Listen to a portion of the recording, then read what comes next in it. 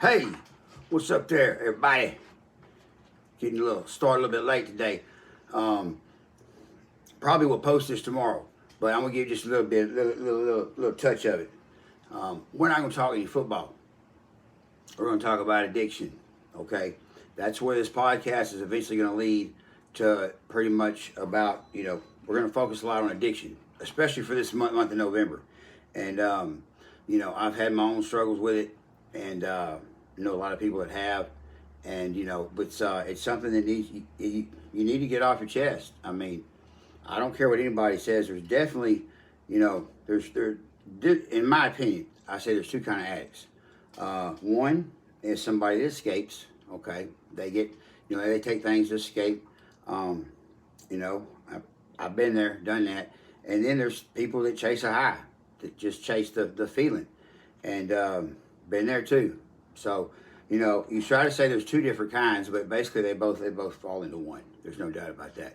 And you know, it's really crazy because when you are sober, you start thinking about all the stuff that the pain and the things that you've caused people, and really it's sad because as addicts, we always reach out and we hurt the person that we love the most, and you know that's a bad thing. And also, what we don't realize is when we're doing that, we are, it seems like people they I don't know why, but it seems like when we're going through things, we take out anger on whoever probably is the most loyal to us, and and it's sad, it's sick too, but I give you a little bit of my background. I never was a kid that my dad did one heck of a job, and my stepmom, no doubt about it. And I was raised.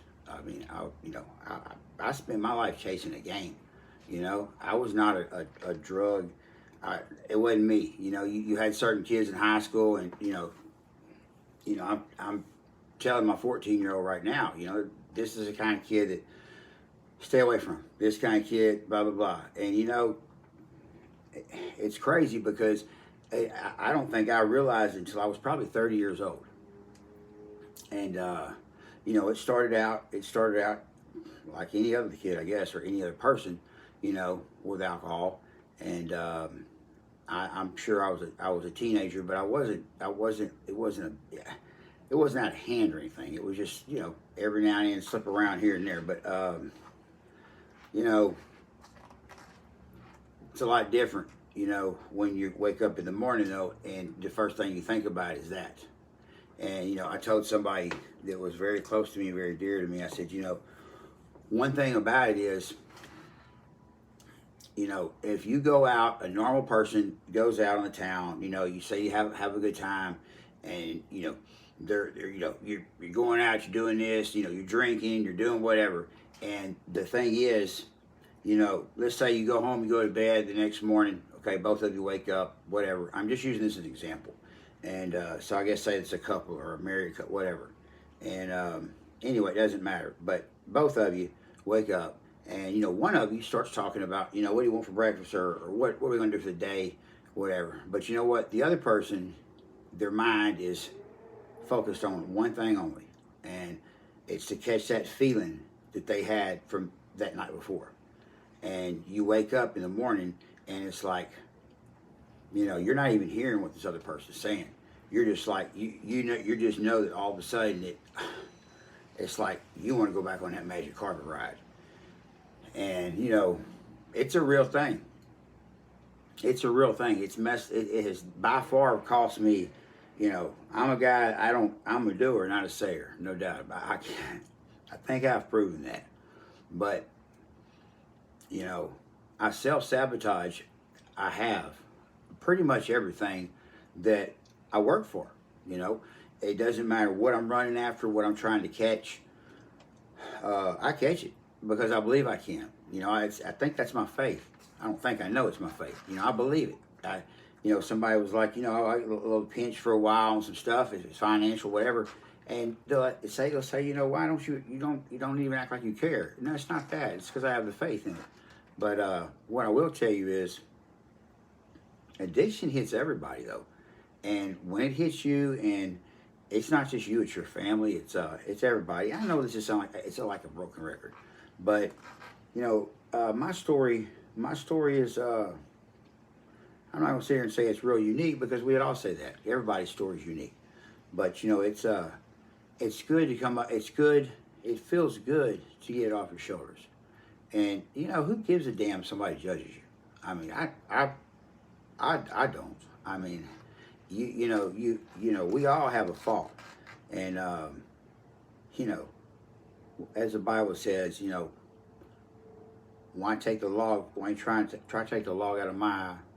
Or no, here we go. Why take the splinter out of my eye when the log? And you know what I'm talking about. Damn it. So anyway, all the pointing and stuff, you can't worry about that. Okay, I've had this book that I've been talking about for 3 years, and realistically, it's been, there's a fear of putting it out, because I'm putting my business out there. I'm putting all my business out there. I'm talking about the things I've done, where I've been, and from the jail, from prison, from I mean, let me tell you something. It's my dad always said, you end up dead or in prison. Thank God I'm here still. So the other one, take a guess of what else. I mean, how that ended up.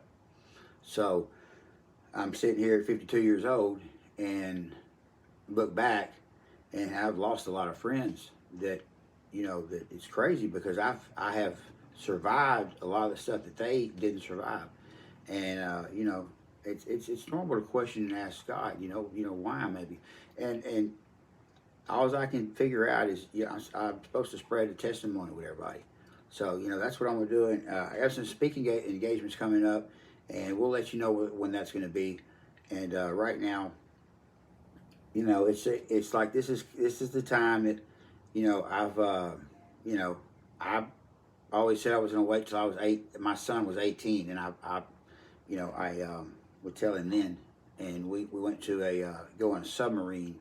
Not in a submarine. It was in Galveston here at Seawolf Park, and he wanted to go down, look at all World War II stuff, and I got down in that submarine. I mean, it's out of water and everything, but it's just where you can walk in them. And I saw the toilets, and the smell, and I swear to God, it was just like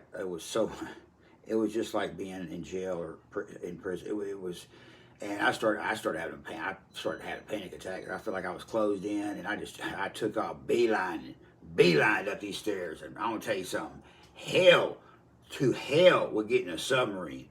I don't know how any man could do that. There's no damn way. You know what? I think I would tell you to throw me out of a plane with no parachute before you had to stick me on them damn things.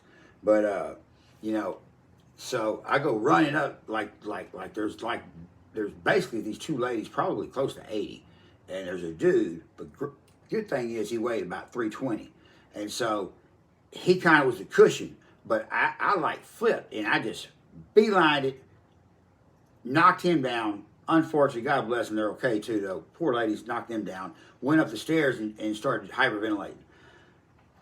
But my point is,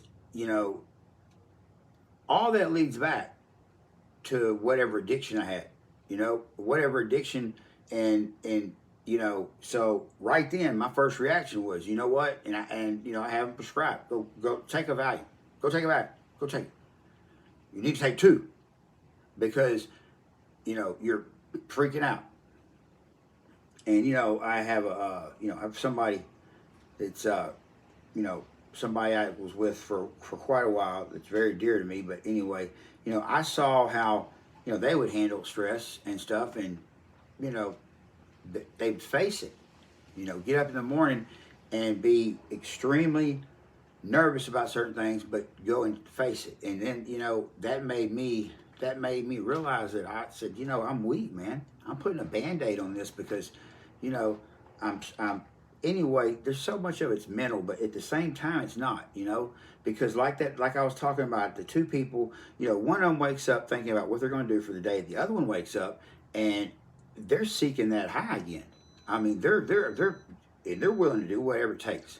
You know, when it comes to, I mean, people that I'm talking never would steal in their life, all of a sudden will steal when it comes to when you're addicted to some kind of drug. And some drugs come from it doesn't all have to be stuff from, you know, like cocaine and heroin and whatever. I mean, drugs are in so many different forms, you know.